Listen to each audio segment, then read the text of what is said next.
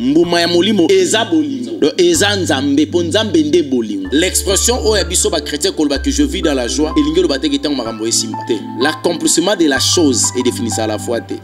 La complication de la chose est définie à la valeur et à la foi à moto pour témoigner réellement tant la simbité maintenant di magana sinazui.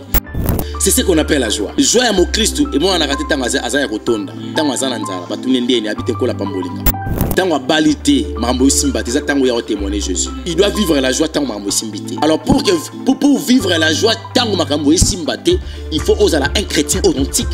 Et non, aux anakats il y a inquiétude, aux anakats murmure, aux anakats bas souci, parce qu'ils ont mort à porter au diable et à quoi s'asseoir pour étouffer la foi. Et quand la foi est aux étouffée, au comment vie chrétienne est comme un mouquet, vie de prière et au kita au nous consommer sur le banzam était au côté nakats égarément.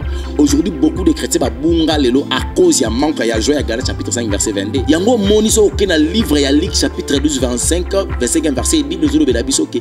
Ne vous inquiétez pas, ce sont des païens. Ne bazala na droit ko s'inquiéter ko luka ba roleni ba rolata nini on est ma bisoté bisoto luka d'abord le royaume des cieux. Problème est nini le fruit de l'esprit o eza awa lokwa ba graine eza symbolisé na bolingo. Ce que bolingo eza symbolisé na foi. Donc l'homme doit croire que cet amour l'amour de Jésus que je vis moi là. Oyo sa kena telema. Papa kolala ko l'amour c'est expression bolingo nzambe.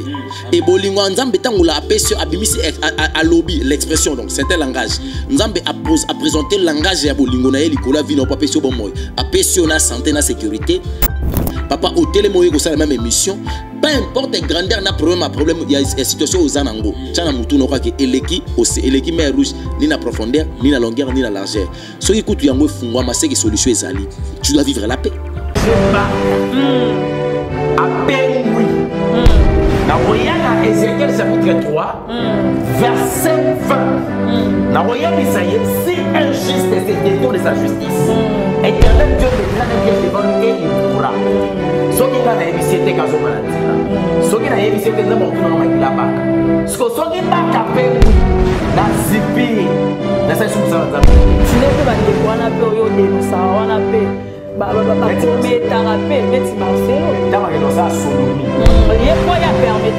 les mariés, madame bon. C'est tout à fait normal. C'est un acte d'abomination. Aïe bien. Ça dans le chapitre 1er. Parce qu'il y a un commerce traité, mais à ça. Il y a tout ça là. Avant de sa mère, elle fait ça le lot dans un négation. Bonjour, bonsoir, c'est là de Pendulé où vous vous trouvez, peuple de Dieu. Merci pour la confiance, merci pour la considération. Au Bopé Sakabiso, na chaîne Nabino Bolingaka Mingi Évangéliste Elonga Télévision. Merci pour la émission Nabino au Bolingaka Mingi Koleka Réveil spirituel. Réveil spirituel et Kamamakana Monamboka, le pasteur Gilles Kimbeni. Au Tobengaka, Ningi Makomezi Biso na Matthieu 23. Nous tous, nous sommes de frères et de sœurs. Et Monamboka Gilles Kimbeni. Merci. Na ndiyebi ke na ju quand même moi un moment oyo nazole kate tozaka basali tozala kaka ba journaliste te à part que journaliste toza basala nzambe singa katamoko kola ebisi okota et puis tomitambusa makate quoi donc kolonda atambusa kabiso des fois la kota zambo koti des fois kende nzela okei yango bomoni na ju moi temps oyo nazole kate mais chaîne ko tikala bongote parce que la classe c'est wechi yepe azalaki pona kolukaka kosala musala nzambe na pesi mbote skazali na pesi mo réalisateur de cette émission les Thomas Fabien Poi na pesi mbote skazali et na pesi équipe technique mobimba ya évangéliste selon la télévision na pesi mbote par les noms puissants de notre Seigneur Sauveur Jésus-Christ naza bonga mon côté comme d'habitude naza na l'homme de Dieu l'évangéliste Elonga wa pepa etokolobela émission auto sala ki ya tolobela ki Galate auto kolobela Galate 22 pardon Galate 5 verset 22 kokota na profondeur koluka koyeba c'est quoi Galate 5 22 zanini et puis kokota na profondeur quand ndenge molimo santo akokamba biso là je dis déjà bonjour papa Elonga. Bonjour papa Angel Kimbeni. Bonne santé. Nangola nzambe ça va? Nzambe ça va. L'église de Dieu. Non musala nzambe zo kende bien mukolo elanga ozo son elanga na esino ça va. Gloire au Seigneur. Évangéliste Elonga et tous en émission Oyo to salaka sur Galate chapitre 5 verset 22 et malgré que ce soit quand même moi temps quand même peuple de Dieu pour ça tant to bandi mission to comme sango tina suka na ko tanga verset wana ya Galates chapitre 5 verset 22 oko limbolela biso yango et puis to ko zoa quelques les fruits de l'esprit auto ko expliquer bandeko pour que ba zoa moi lumière de la parole. Et Galates chapitre 5 verset 22 ce que zolanda biso oza mama tia foulard parce que Bible lobi moi c'est aka devant mokili na été na mutu yako mutu pololi yako zipama ni mobali mutu eza yako zipama mobali aka na présence à mokili na ye mutu ezala libre moi si na foulard ce qui ozolanda biso o tie foulard yo papa olongoli chapeau pour na ko honorer la parole de Dieu. Je lis au nom puissant de notre Seigneur Sauveur Jésus-Christ. Nalobaki, Tokozwa, Galates chapitre 5, verset 22. Je lis au nom puissant de notre Seigneur Sauveur Jésus-Christ. Mais le fruit de l'esprit, c'est l'amour. La joie, la paix, la patience, l'amabilité, la bonté, la fidélité, parole du Seigneur. Amen. Est-ce que l'évangile Longo qui explique biso verset oyo peut débat comprendre tam so za mutu nzusu atanga ane yango kaka mais asoso la yango te na profondeur. Est-ce que okope ça moi éclairage ya parole. Merci beaucoup. Au livre Galates chapitre 5 verset 22, la Bible va nous expliquer biso sur les fruits de l'esprit, mais les fruits de l'esprit, c'est l'amour, la joie, la paix, la patience, la bonté, la bénignité, la fidélité, la douceur, la tempérance. Alors, et le biango, et bimisango est belé, mais ce que talika na 22 wana ba komi les fruits. Et ça en plurialité. Et ça kana singulier. Et ce qu'on dit ni e ko zala ebelé boy, mais ça kana singulier. Parce que bachango avec ST, zalika le fruit. Donc les ko ba kisa na ngamba moko. Ce qu'on buma wana nde to ko bengango ce sont ce qu'on appelle parce que Nzambe akana bolingote. Nzambe nde bolingo. Donc quand on parle la fruit de l'esprit, nde ba komiango le fruit de l'esprit. Mbuma ya molimo ezali Nzambe. Pambate moto soka azangi bo moto elingi koloba ki soki moto azangi bolingo. Po bo moto ya solo kati ya moto eza bolingo. Donc moto soka azangi Nzambe kati na ye moto wana za tina te. Elingi koloba ki soki moto azangi Nzambe o azali bolingo. Bolingo o Nzamba azali kati ya bo Nzambe na ye ne ebimisi o babengaka les attributions. Oto benyango bambuma. Eza lokwa mbuma oyo ya lilala. Eza mbuma mena kati ya mbuma lilala e ya mbuma ya susu ya mike ba graine. Ne ba ko benga la bonté, la joie, la paix, la bénignité, la patience, la douceur et la fidélité. Ce sont de graines au-dedans d'un fruit qu'on appelle amour. Parce que Dieu est amour, Dieu n'a pas d'amour, Dieu est amour. Yango monde babi le fruit de l'esprit et banimba la moko c'est l'amour. Donc mbuma molimo, mbuma ya molimo eza bolingo. Donc eza Nzambe, po Nzambe nde bolingo. Donc c'est ça, quand la personne il a l'esprit de Dieu, la première des choses et les moto azana molimo santo elingi koloba moto azana bolingo. Yango moni même Jésus po azonga, il a fallu ayebisa ba yekoli que fonatike la bino votre carte d'identité. Ça signifie pour que le monde sache que vous êtes mes disciples, aimez-vous les uns les autres. Soki bino bolingani wande kolakisake bozali oyanga. Boza penza ba yekoli po boyekola kikinga po ngande bolingo. Donc le fruit de l'esprit ezali Nzambe. Merci beaucoup évangéliste Longa nenge to sosoli yango. Je pense, j'espère que tout ça ensemble na bino évangéliste Longa nenge to simba la joie na la paix. To zo mi balé parce que toujours quand même moi temps au émission au salématé mais surtout toujours mi balé bandeko to kokota quand même plus na profondeur. Na nenge to yi ba évangéliste Longa. Quand est-ce que mutu faza la joie? L'esprit de la joie et où c'est pas un molimo santo parce que c'est lui qui est l'esprit de la joie, l'esprit de la paix, l'esprit de la patience et de la douceur. Vous savez, pour que l'homme trouve la joie, il faudrait qu'on se réfère d'abord dans le livre Ézéchiel chapitre 36, verset 24. Au biologie, je vous donnerai un cœur nouveau, j'ai ôterai un cœur de pierre et je vous donnerai un esprit nouveau. Alors motema ya mosuni onkola opesa biso wana eza motema oyo atako motema ozaki nango liboso zaki motema zaki na ba choc zaki na ba problème ba blessure intérieure. Il a fallu maintenant que Seigneur Jésus-Christ ôte ce cœur là pour te donner un cœur nouveau. Le cœur nouveau il va te donner eza motema oyo ya omemelo la joie. Quand on parle de la joie, il y a koloba nini. Le contraire de la joie, c'est ce qu'on appelle la peine, la souffrance. Or, un chrétien, il est censé de vivre dans la joie ou dans la peine. La joie d'un chrétien est liée à la foi. Je ne sais pas si je me fais comprendre.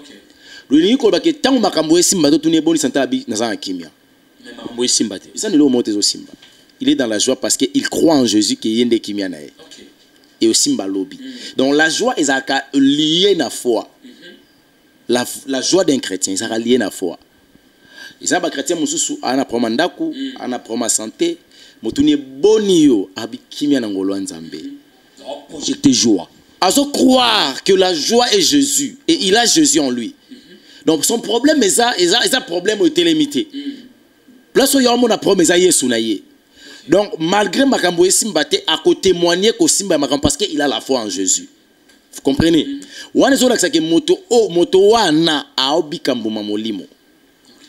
Et le joie, l'expression où est chrétien que je vis dans la joie, et l'accomplissement de la chose est défini à la fois. La complication de la chose est définie par la valeur et la foi et moto pour témoigner réellement tant la simbité maintenant de Je ne sais pas si je me fais comprendre. C'est ce qu'on appelle la joie. Joie à mon Christ et moi on a raté tant à rotonda, tant à zananzara, batunende ni habite ko la pambolinga. Tant à balité, mambo simbate, tant où il a témoigné Jésus. Donc il doit vivre la joie tant mambo simbité. Alors pour vivre la joie, tant que il faut oser un chrétien authentique. Au fond, le plus grand problème avec les chrétiens, c'est que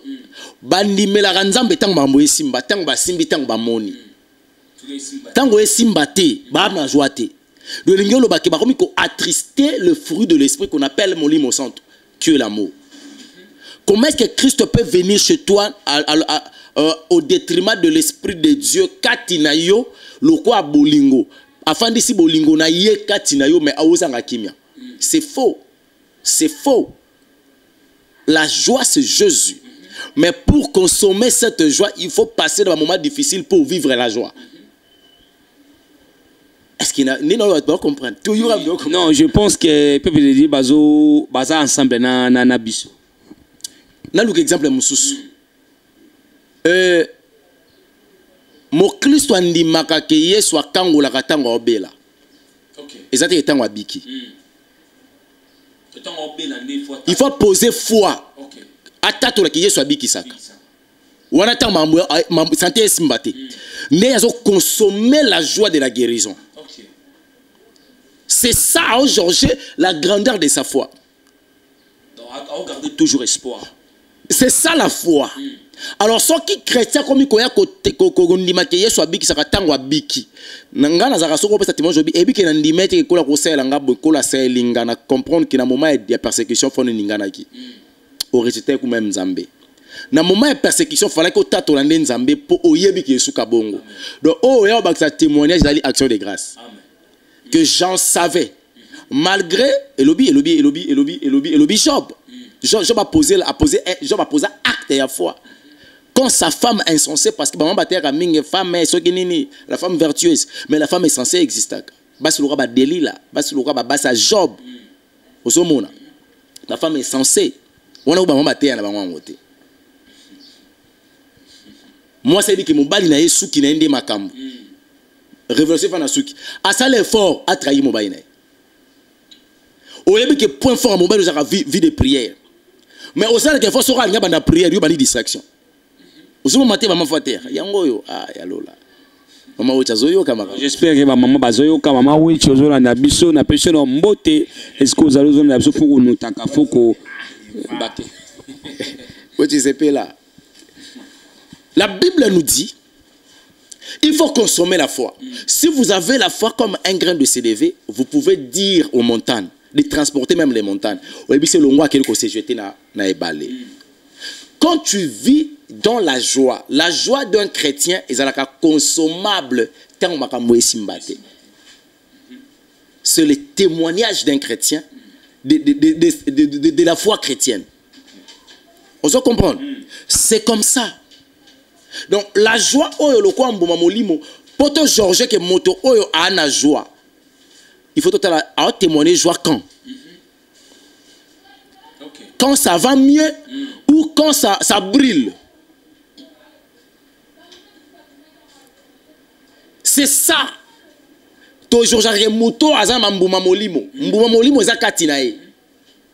L'amour de Dieu est sur cet homme et il croit à cet amour-là. Alors, graine moko ya mbuma molimo wana ya koba bengi bolingo, mbuma graine nango ba benga joie. Yemaka mwesi mbate mais il témoigne toujours que ça tient. Apparemment de lingo ke o memeli biso et na joie autolo baka joie, na joie au Bible comme ça ezama ko mibale. Kasi Biblia ka potanga po comprendre Bible faut que sa révélation. Soko comprendre révélation te autant la Bible au lobi et lis-moi. Mais la parole ne disparaîtra jamais. Ce que tu as dit, la parole. C'est ça. Ce que la joie est sengo. Mon soir joie est sengo. David a lobby. J'ai la joie quand on me dit d'aller dans la maison de l'Éternel. Mais la joie d'un chrétien, c'est quand les choses ça ne marchent pas. Parce qu'il y a des témoigner. C'est quand tu es dans le désert de Yesu dans le désert d'Alonga et Satan. Quand tu passes le désert de Mané Kwea. Dans le désert, il faut avoir la joie. Pour témoigner que vous en avez. Et non, aux anakats, il y a inquiétude, aux anakats, murmure, aux anakats, souci, parce qu'ils ont mort à porter au diable, ils n'ont pas s'asseoir pour étouffer la foi. Et quand la foi est étouffée, comme vie chrétienne est comme un mouquet, vie de prière au kita, au bando consommer sur le banzam, au côté nakati garément. Aujourd'hui, beaucoup de chrétiens babunga lelo à cause il y a manque, il y a joie, il y a Galates chapitre 5 verset 22. Basé là pratiquer la joie tant maramboé simba. Il y a une ligne à la prière à la lamentation. Lela ozo ceux qui gémiraient ceux qui parlent en français mais les on remarque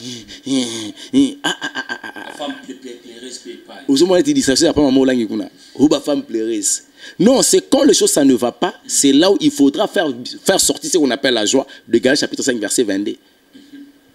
Obi sa joie place au jeu ko botate ezali ko na place au là donc femme pleureuse pas kata. Ils ont maman la distraction et pas nzambe bayaka na foi bayaka na rolelate so y a une émotion ko la osate parce que ça émotionnel te.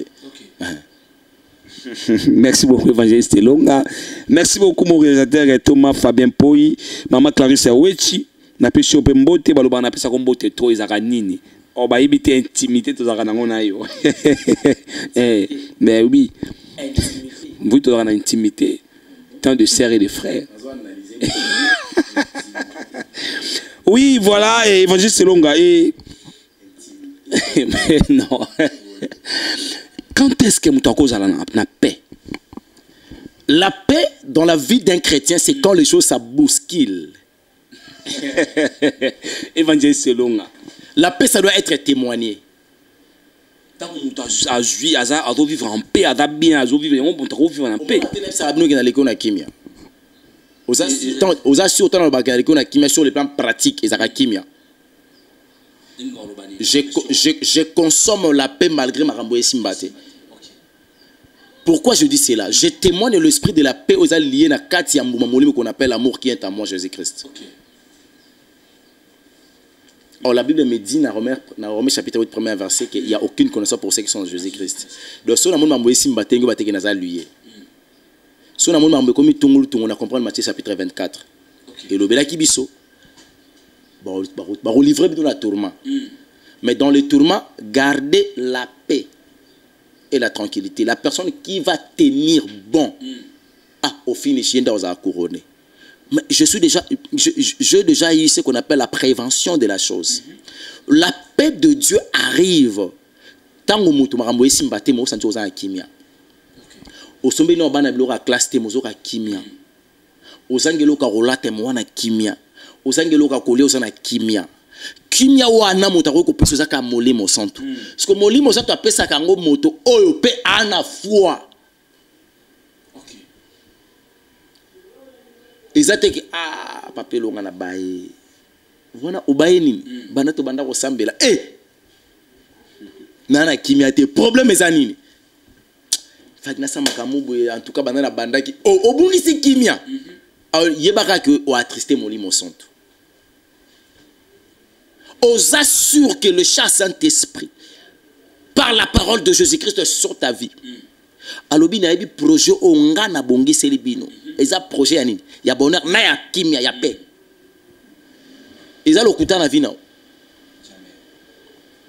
Problème est nini le fruit de l'esprit o eza awa lokwa ba graine eza symbolisé na bolingo siko bolingo eza symbolisé na foi donc l'homme doit croire que cet amour que l'amour de Jésus que je vis moi là ozo ça que na telema papa kolala ko l'amour eza expression bolingo nzambe et bolingo nzambe tangola apesio abimisi a lobby l'expression donc c'est un langage nzambe a présenté le langage ya bolingo na yeli kola vino papa pesio bomoy apesio na santé na sécurité papa au télémoye ko ça la même émission peu importe grandeur na problème il y a situation aux anango tana mutu no ka ke eleki mer rouge ni na profondeur ni na longueur ni na largeur so ikutu yango fungwa ma seki solution ezali tu dois vivre la paix. Si la personne ne consomme pas la paix pendant les problèmes, attention, il faut ajorger sa foi. Il faut ajorger sa foi. Il faut ajorger sa foi. On a fait une ingani. Bisoto ba fait une ingana ga. Mais évangile nous a battu sur tant soit ba la paix. Nda kwa di bala ajoutant ibele et sengo na vie na yi atiko monate. Kimia na vie na yi atiko ko beta ta tourna na schéma. Les alibala nzambe, il faut pas divorcer. Maintenant, je suis prophète, c'est bon que ça bon prophète, alors il nous a lobby. La parole. Mais il y a des professions où nous avons piste dans la prophète a pessi et ils avaient ainsi dit. Mais n'en limite que le patron du mariage qu'on appelle Jésus-Christ de Nazareth a payé Moutou Libala Zang, c'est les Libala. Parce que Libala les a fait à Libala té. Et ça la vie du mariage, c'est ce qu'on appelle consommer les mariages. Et bah consommer Libala après fête. Faites un mariage avec les cabos, pesi badot, pesi biloro nyonso. Mais libala ndesko boké. Parce que beaucoup de libala on coule le bagage libala bozangi kimianden. Évangile longa. Bosi kizinga bolinga tena kata kamoni évangile longa ezaka moi débat. Na linga so to kende to kata poto comprendre. So kinga na comprendre bien be comprendre évangile longa. Supposons relation moko nzamba yebi yango. Mais la paix na joie wana bo vivre ngote se dire quoi. Non, c'est faux. C'est faux comme alobi nanga oya zo batela ceux qui a battelité ou a rebattre les autres travail en vain. Romains chapitre 8 31e verset lobi nanga boy. Si Dieu est pour nous, qui sera contre?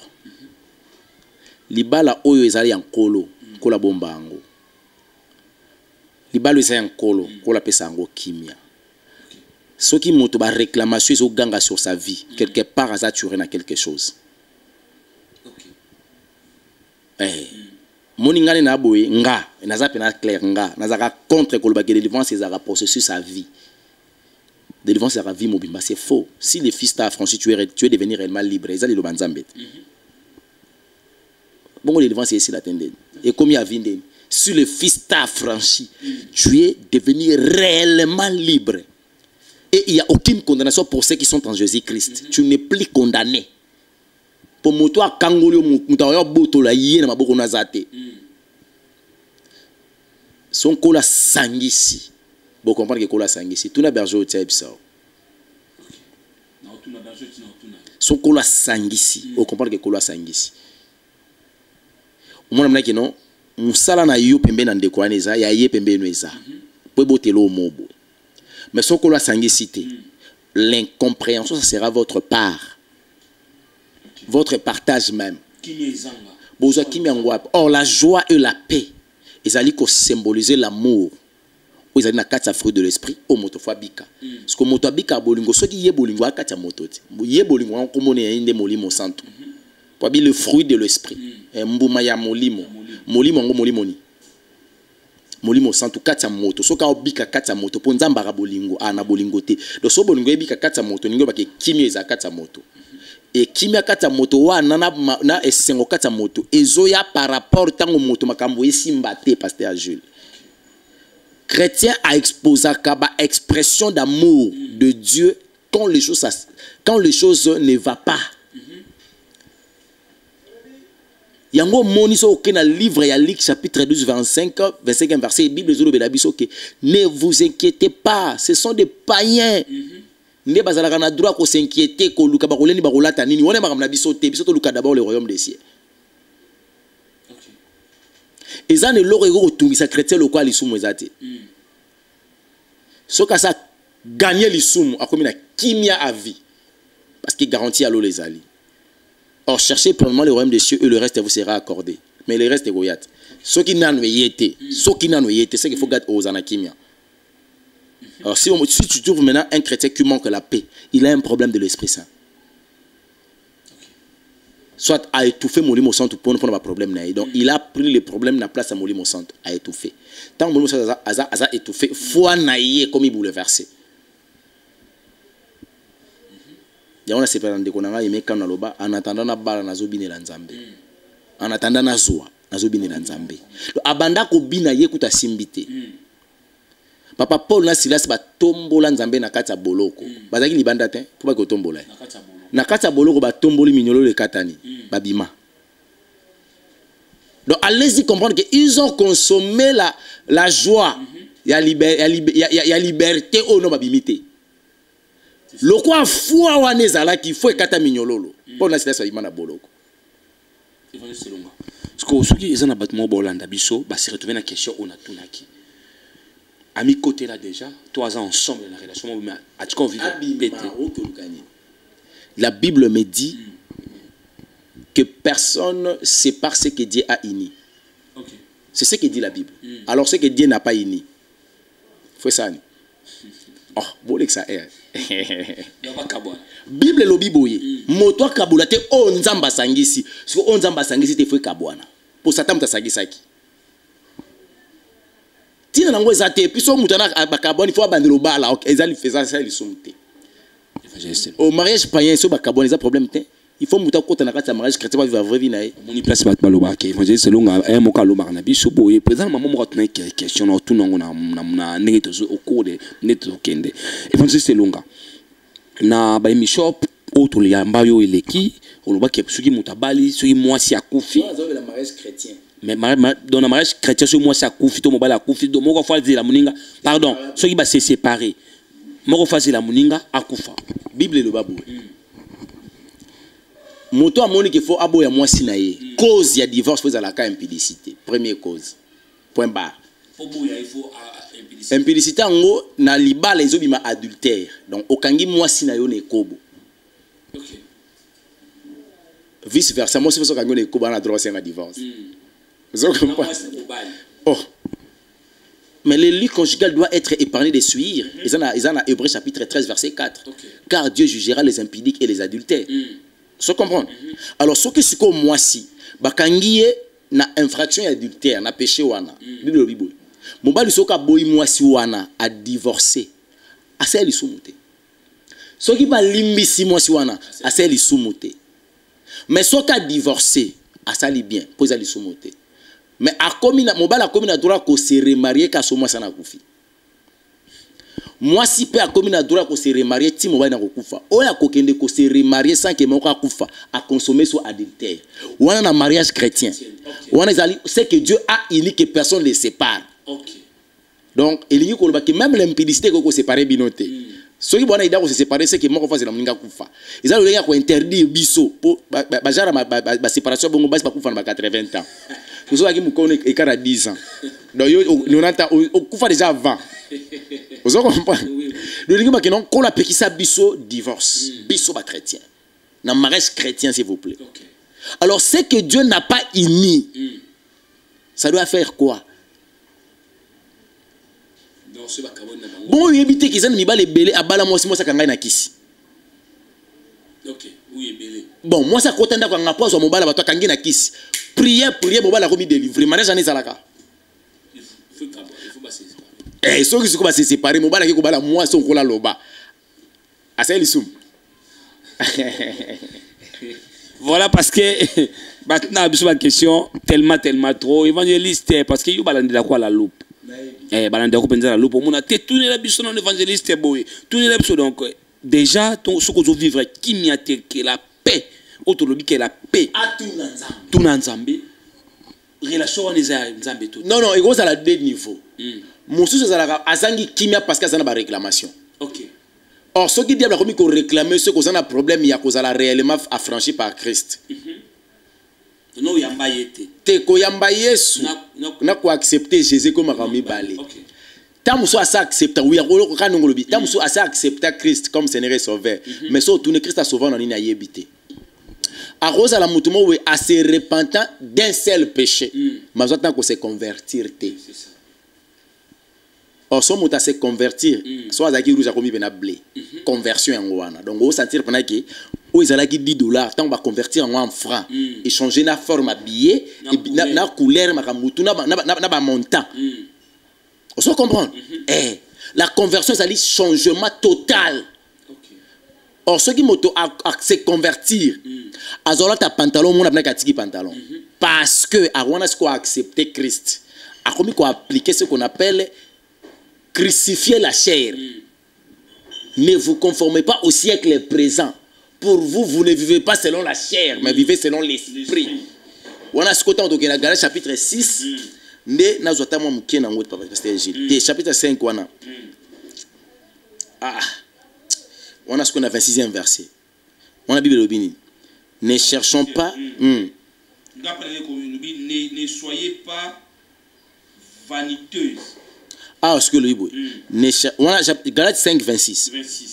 Ne cherchons pas une vaine gloire en nous provoquant les uns les autres, en nous portant envie les uns et les autres. Ce que c'est qu'on a 5 ans. Mon cas a 5 ans. Pendant qu'on soit parti il y a 9. Et banda 17. Tina 21. OK, 17 je lis. Car ces désirs sont diamétralement. Car la chair a des désirs contraires à ceux de l'esprit. OK. Donc nzoto posa nzoto ezakana ba ezana bokese ba posa ngo zakana bokese na molimo. Parce que quand la personne ba posa na ye ezokokana kana nzoto ba posa molimo ezokokana nzoto elingi koloba ke réclamation ezana facilité parce que pour ba réclamer bien ba kopesa ye posa ya nzoto tant qu'on ko mettre en application molimo ne zongi na kata réclamation tant molimo zongi na kata réclamation ka bango ba ko bala te a obika kimete na kata libala problème ezate ke eza mbali na yete to eza mwasi na yete problème eza d'abord yemoko. OK. Il faut comme d'abord chrétien ou chrétienne réelle, authentique. Il a rejeté tout ce qui est des désirs de la chair. Il consomme la vie spirituelle sur le plan pratique. Okay. Alors dès que la personne a consommé, il manque la paix. On a que la deuxième volet. Est-ce que ce mariage, ça fait partie de la volonté parfaite de Dieu ou ça fait partie de la volonté permissive?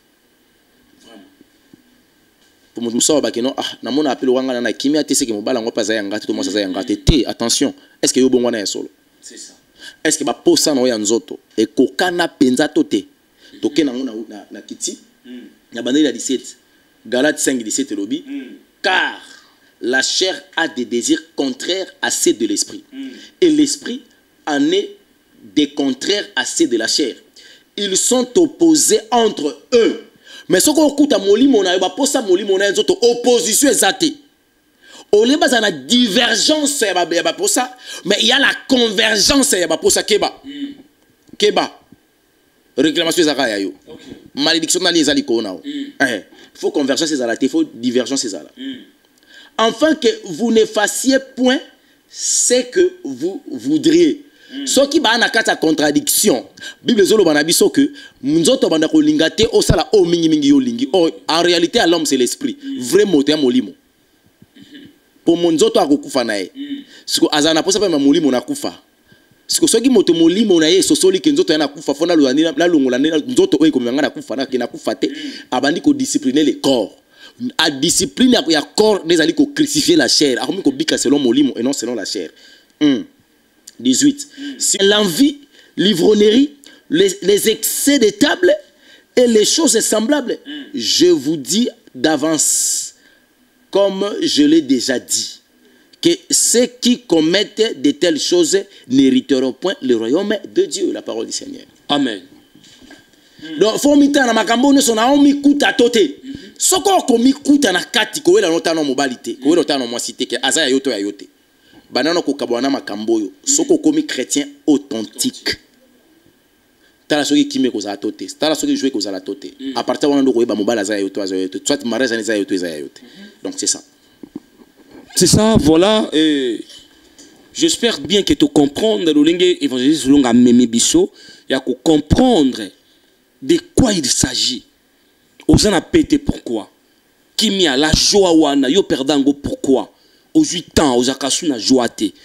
Et c'est mon avis no c'est kima, c'est dit à quoi? Bando mita la katina. Sinon par exemple Galates Karawana 5, Galates chapitre 5, 13e verset. Mais quand on pas non. Je lis oui. Même frère, vous avez été appelés à la liberté. Seulement, ne faites pas de cette liberté un prétexte pour vivre comme des hommes livrés à eux-mêmes. Au contraire, par amour, mettez-vous au service des uns et des autres. Il y aura pas n'angane balobi. Frère, vous avez été appelés à la liberté. Seulement, ne faites pas de cette liberté un prétexte de vivre selon la chair. Vous comprenez? Ah, si le fils t'a franchi, tu es devenu réellement libre. Mais cette liberté, que ça l'ango prétexte na ote aweba kobika selon nzoto. Ndé oyo comprendre ce que c'est lobby, mais rendez-vous par l'amour, serviteurs les uns des autres. Donc na nzela ya bolingo, zala mosali ya baninga pona basusu. Mais ceux qui suko yo komi mokonzi ya basusu baninga fe basusu. On ngelo bani. On a kati garima. C'est ça. Yango moni imposition ya Romains chapitre 8 9e verset de loba yango. Totanga makomi po imateke to mi lobela. Chapitre 8. Verset 9. Verset 9.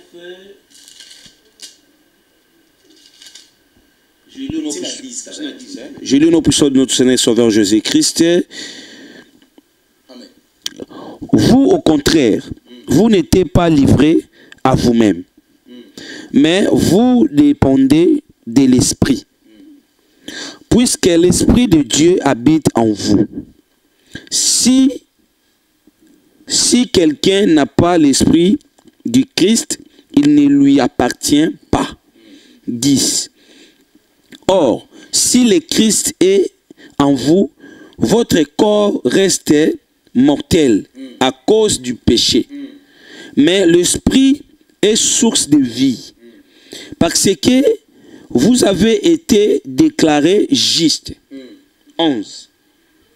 Et si l'Esprit de celui qui a ressuscité Jésus d'entre les morts habite en vous, celui qui a ressuscité le Christ d'entre les morts rendra aussi la vie à vos corps mortels par son esprit qui habite en vous. 13. 13. Car si vous avez à la manière de l'homme livré à lui-même, vous allez mourir, mais si par l'esprit vous faites mourir les actes mauvais que vous accomplissez dans votre corps, vous vivrez. Parole. Amen. Pour vous, vous ne vivez pas selon la chair, mais selon l'esprit. C'est une obligation. C'est une obligation. Pour Nabino, bobika selon kolantsama nzoto te, bobika kolantsama molimo. Pourquoi faut bobika selon kolantsama molimo pour réclamation yate? OK. Parce que la chair est une facilité en même temps le pour ça t'en a réclamé biso. OK. Si quoi continue le bible. Si du moins l'esprit de Dieu habite en vous. Wana soki pe motaro ko bika na molimo. Soki ka molimo na nzambe zakati na ye. Si au fond le ko ba soko za molimo na nzambe, motazo molimo na nzambe ba benga le baptême de l'esprit, c'est quand l'homme est maintenant chrétien authentique. Okay. Il a cru et il a accepté Jésus. Si quelqu'un n'a pas l'esprit de Christ, il lui appartient pas. Donc ceux qui molimo na nzambe zakati na oto ozo baptême de l'esprit, le baptême du feu te tchana mutu na yo oza yesu te, ogeli felo. Et si Christ est en vous, le corps, il est vrai, est mort à cause du péché. Mais l'esprit est vie à cause de la justice. Et si l'esprit de celui qui a ressuscité Jésus d'entre les morts habite en vous, celui qui a ressuscité Christ d'entre les morts rendra aussi la vie à vos corps mortels par son esprit qui habite en vous. Donc ce qui molimo o tozolo ba molimo santo o eseku saki Yesu ezakati na biso biso beto okufate auto sekwa po molimo ezakati na biso molimo liseku na ena 13 ndenge to sotaki.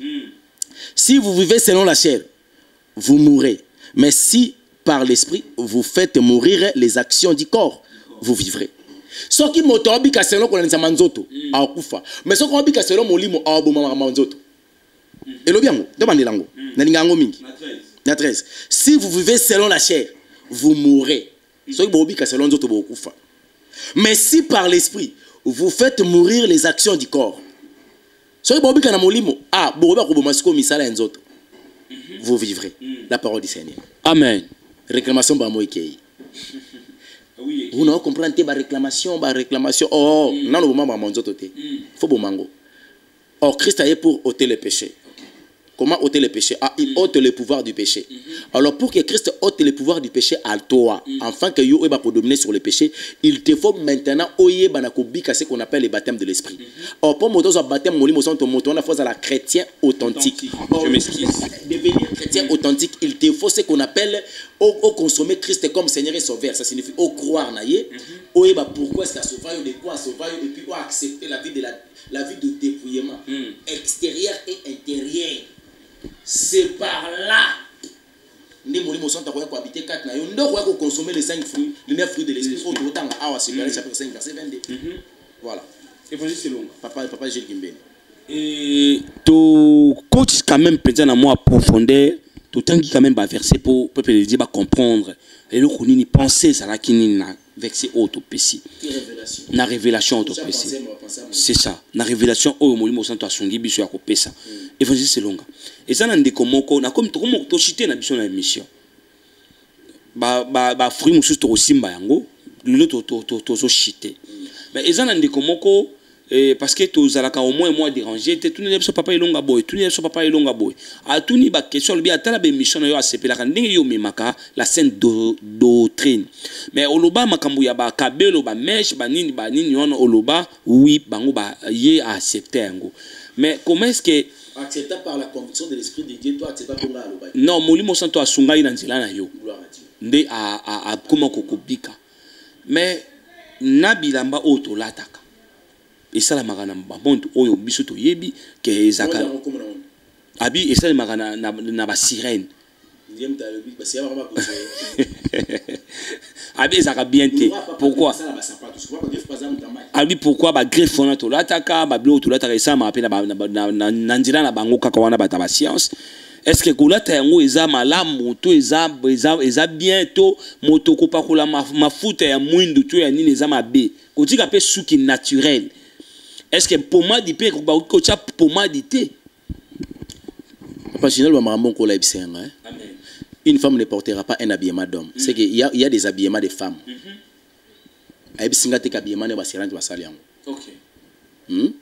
Ce qui a yebi qui bilamba utaba basirane c'est katika atambola molumbu. Une femme ne mettra pas de vêtements des hommes et les hommes ne portera pas de vêtements des femmes. C'est que bien mibali zali o mibali ba ko lati za ba pantalon ba kilote wana ya biso mibali yo lingi ko lobaki on ko la pesi biso alobi te ke za ba sirène. Donc na ko koma kunate na lo ba o bible lo belinga. Moi ça ko corriger nzambe te na ko defa suki ko defa facile ko defa manzaka so komi ko defa o zongo wa ba sirène.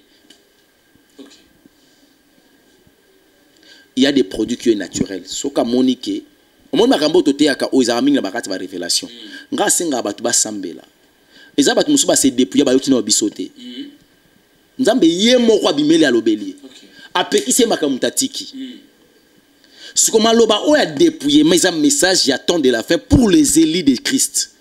Papa Gilles ko souffrité ce qui loba o esali moto passe moto a rejeté le loba oyo il n'est pas un élu de Christ. Je suis Christ à temps et C'est le message et attend de la fin. Oyo kakakino, cherchez la paix avec tous et la sanctification sans laquelle personne verra l'Éternel. La sanctification est un cas total du corps et de l'esprit, c'est le dépouillement. C'est le message du temps de la fin. Ils ont ma brochure T. Il y a William, il y a Willy. T. On message attend de la fin, il y a William T. Il y a Willy T. C'est le dépouillement, c'est le message du temps de la fin. Parce que, excepté la sanctification totale, monsieur Zati. Si les gens ont un niveau à Kolongola, excès, à moi, Kolongola, ma vie, habit somptueuse, trop luxueux, trop dégriff. Et nous, parce que nous avons dit que environnement, est-ce que c'est un Montana tasuba bijouté à l'omwe na kati ya lolendo mokili. Yebisanga na mokili attention na mokili. Il commence à vivre selon l'esprit. C'est le dépouillement, c'est la sanctification totale. Comporter nzambe correction ezali kolongwa naturel. Kokoma surnaturel extérieurement. De prendre des choses qui est artificielles dans la place des choses qui est naturelles. Et ça le quoi to tiki mokili to kuma mela ekelamu. To seni. Donc c'est que je peux dire à ma soeur, molimo santa convaincre yé. Soka rolongola bilamba isa difficile. Mais bilamba ya kola tatezande ya mibali. Au moins nous sommes pégisiers, isa bilamba mibali. Ala ta ya basi. Et puis ya basi on ta d'une manière décente. Akutana epé ba quoi ba pomade d'abord ba soude d'abord naturel. En tout cas molimo santa pesanga mwana te na rolo bangote. Na rolo bangote.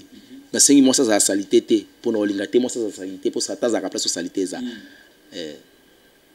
Abenga ba mama wechi ba mama na ombaze bele ba mama ba ko aider ba expliquer ndeni akoy ko ça de façon qu'à la propre et ezala par la conviction de l'esprit de Dieu ezala par contrainte te muta bongo na te po biso to insister le te muta bongo na po molimo sa to asimbi ngana souffra na makambo te soki ki amoni ke eza moi pasi ko sala ngo asa la livre ya Apocalypse chapitre 22 verset 11 au 12e.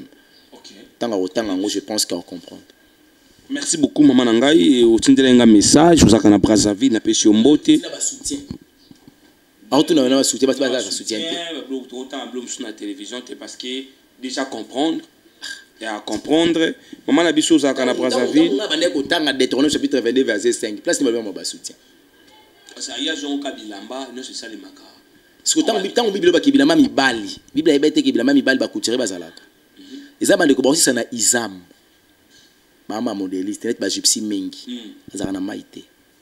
Ana ngata dépouillement. Donc, il ambaye soit lata et utana maïté. Donc c'est ça. Merci beaucoup, nous sommes arrivés à la fin. Yama pesa li. Mais mon kili pesa. Problème est ce que ba chrétien bazana na posa au travail été. Ya on est sur moi pesa satana. OK. Donc c'est ça. Merci beaucoup, évangéliste Longa. Maman Nangai, aux Arana Brazzaville, la pêche beauté. Question na yo, je pense. Évangéliste Longa a répondre yango, malgré et j'ai quand même moi parce que Nazaki absent, Nazaki quitté. Et tant on a écouté évangéliste Longa, au moins on a tourné lié aux questions na yo, Ndenge Olobaki. To comme une option na Souka, mon réalisateur Fabien pour une pêche beauté, Maman Clarisse Weti, équipe technique Mobaya et Longa. Il y a évangéliste Longa télévision, na petit nombre évangéliste Longa. To comme une option na Souka émission pour na lelo. Est-ce que Ozana maloba koloba na peuple de Dieu. Yesu na liwa moko yaka avant hein. Donc to milenge le poto ebitena na okoma avant. Mais baza musika te. Ba musika te. Ko calculer age ozana ngoto bando bakeno na zanano. Wana za yonde mto oza o mizalisa. Tuna ba tuna siko ba mort ne ba bisa bazango ba na liboma do baketo zanano. Ba mana mokili bazate. La mort, c'est la fin de la mission en moto. Alors, nous devons toujours se préparer. Ce qui est sur les lotés, mais les wa, au lobani. Beaucoup de balais qui n'ont pas kufa na rata libota, balais qui a quartier, ba kufa pona roloba qui vina bango, ta musuba tambola bien koleka. Donc, les ana batu ba kufa qui papa les molo ta gile qui na bango. Mais na vipe na kata ko tambo na robanga nzambe molo te pasa banga nzambe ta musuko leka bango. Mais donc tout se préparer toujours pour un rendez-vous on aux elabiso. Alors le lien on se préparer zali bo misabilo ko tout ba sabena kati banda ko na tumbango. Tout ce qui est satanique, la vie du péché, faut qu'on bimisa on a kati na biso parce que ça on a tinaté, to consommer plus la sanctification pour y avoir des rendez-vous monene o eko ko tsa biso na lola. Que Dieu vous bénisse. Ba tekate me ba batum. atekela ngo nani eza lokumu muso lobi je m'excuse évangéliste muso lobi ke na sombi ba blona ngana dépenser mbongo ebele na teka au moins na récupérer atamwa mbongo nzamba boya ki libonza kayen potala eno kayen bezo bananga Dieu jeta un regard favorable à Abel et à son offrande eza problème ya offrande eza problème mo meilleur offrande mbongo wani mbongo ni masumu to mbongo ni kasa tumbia ngo kakati so asali perte siko lingo baki non kolo na sali perte parce que na besoin ki mbongo na pesa ki satana tumbi biloko na satana na ebi ko yo pesanga siko na tambola bien. Merci beaucoup to komi na suka émission na biso, merci pour la confiance, merci pour na temps aujourd'hui ya kolanda biso to lobaka à tout moment que aujourd'hui émission oyo tindela pende comme sous partager, liker, chaque commentaire, ce que vous avez une question oyo il faut tout na l'homme de Dieu tout na biso chacun na commentaire to ba numéro na biso eza yango wana na itando ikende ngozo landa biso zo ba numéro na biso komela biso s'il faut komela biso soki eza na ba suggestion oyo ezali komela biso to ko zo yango et puis so eza na ba question to ko tuna ba inviter auto yambaka to komela biso na suka to mona ni bongo mbala ya sima bye bye.